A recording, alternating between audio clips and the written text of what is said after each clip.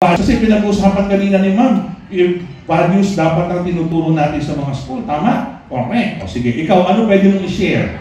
Galing saan? Sa Bible. Sa Bible. Saan sa Bible? Efesos 6:1. O, ano nakasulat doon? Mga bata, sundin niyo ang inyong mga magulang sa Panginoon sapagkat ito'y nararapat. Tama. Ba? Bakit? Bakit yon? Kasi yan ang unang utos ng Diyos na may pangako. Ano yung pangako? Hahaba ang buhay. Tama po, no? So, through puppetry po ay pwede kayong magturo mga teachers. Pwede itong gamitin sa inyong education program. Pwede rin lalo na sa values formation. Why? Because I believe that visual presentation is better than just talking. Alam niyo po, sa preaching as pastors, yung mga membro po namin sa church, paglabas pa lang ng simbahan, nakalimutan ang kalahati na napakinggan. After 1 week, tanongin niyo sila kung nung pinreach na Sunday, kahit isa, wala silang matatandaan. Pero make it visual, use PowerPoints, use other materials, ay maaalala nila. Ngayon po, alam niyo po, sigurado hanggang bukas, makakalimutan yung pangalan ko, pero hindi niyo makakalimutan ang pangalan ni Diego. Okay. Alright?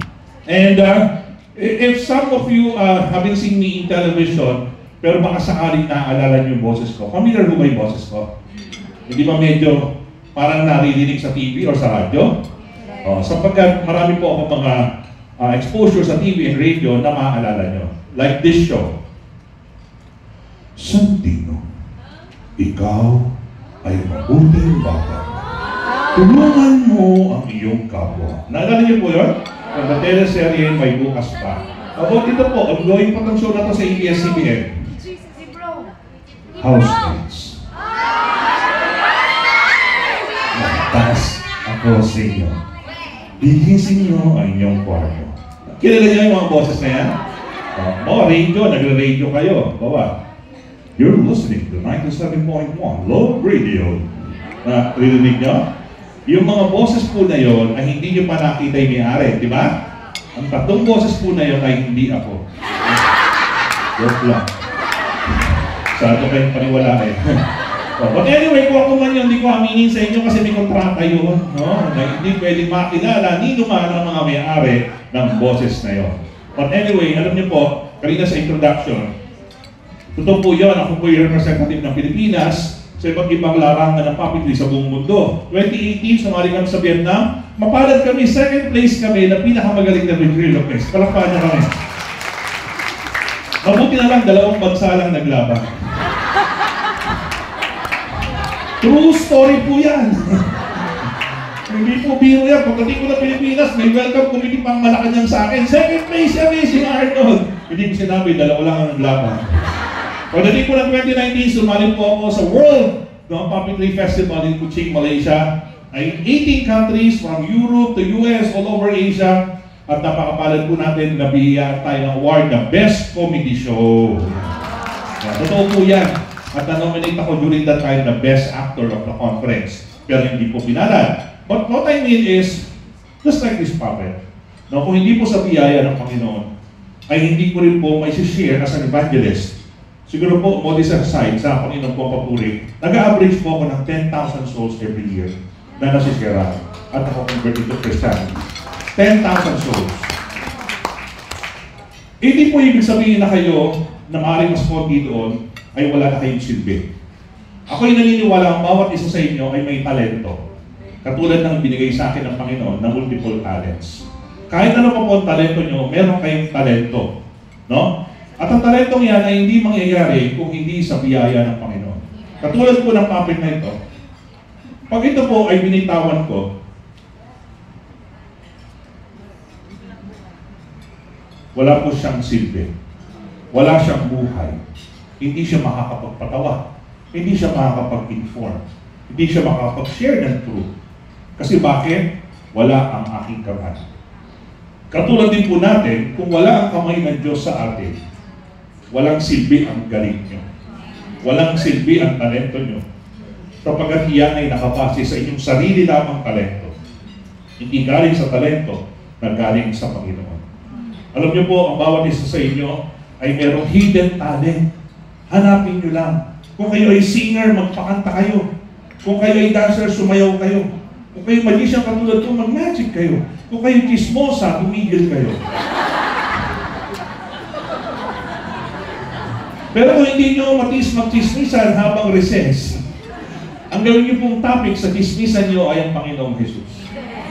Gamitin nyo ang pagkakataon sa lahat ng pagkakataon na ibahagi ang salita ng Diyos. We at Over the Edge at kasama na po ang Empowered Philippines, we train people how to share the gospel in 1 minute. We share the gospel in 2 minutes. We share the gospel in 1 hour. On every opportunity, you can share the gospel to anyone. Alam niyo po sa Pakistan, nagsishare kami ng gospel, literally, every time na nagsishare kami, may mga AK-47 sa tabi ko po. Naka-ready. Pwede pong magyarahan anytime. Nung last time po nandun ako last year, may bombahan kasi may gera po ang India at ang Pakistan. Talaga pong literal po na pagdating namin sa venue, ganito, may mga security kami, share kami, gagawin namin, magic ako, share ng gospel, pagkaras po, tatakbo na kami. Hindi kami pwede kumamay sa mga tao. Sapagkat pwedeng magpanggap yun para patayin lang kami. Buhay ang nakataya. Kung hindi pa nyo nasubukan na itaya nyo ang buhay ng dahil sa Ebanghelyo, it's about time na mag-isip kayo. Ang Great Commission po ay hindi lamang para sa pastor na katulad namin. Ang Great Commission po ay para sa lahat ng Kristiyano na niligtas ng Diyos.